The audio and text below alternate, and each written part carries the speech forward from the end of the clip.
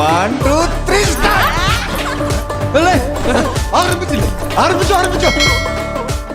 ഭാവിയിൽ പുരുഷന്മാരെക്കാൾ കൂടുതലായി സ്ത്രീകൾ പരിഗണിക്കാൻ പോകുന്നത് റോബോട്ടുകളെയാണത്രേ. അങ്ങ് വിദൂര ഭാവിയിലെ കാര്യമൊന്നുമല്ല, 2025 ആകുമ്പോഴേക്ക് തന്നെ ഈ മാറ്റം പ്രകടമാകുമെന്ന് പഠനത്തിൽ പറയുന്നുണ്ട്. ഭാവി കാലത്തെക്കുറിച്ച് പഠനം നടത്തുന്ന ഡോക്ടർ ഇയാൻ പിയേഴ്സൺ ആണ് ഇത്തരമൊരു പഠനം നടത്തിയിരിക്കുന്നത്.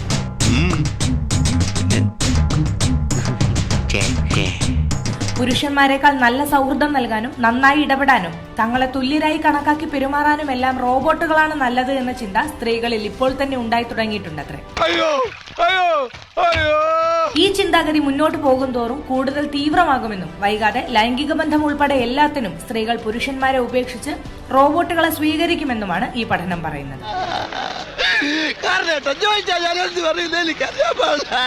2050 സ്ത്രീയും പുരുഷനും തമ്മിലുള്ള ലൈംഗിക ബന്ധം ഇല്ലാതാകാൻ വരെ സാധ്യതയുണ്ട് എന്നാണ് ഇയാൻ പിയേഴ്സൺ പറഞ്ഞിരിക്കുന്നത്. കല്യാണം ഉറപ്പിച്ച സമയത്തിന്റെ വായിൽ എന്തെങ്കിലും ഉണ്ടപ്പോരിയും.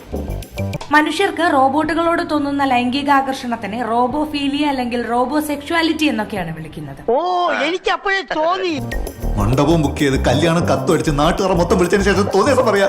അതേസമയം ഇയാന്റെ പ്രവചനങ്ങളെ തമാശയായി തള്ളിക്കളയുകയാണ് ഒരു കൂട്ടർ.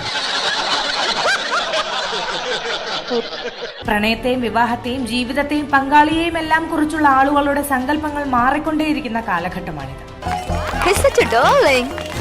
ഒരു ഫോട്ടോ എടുത്തിട്ടാ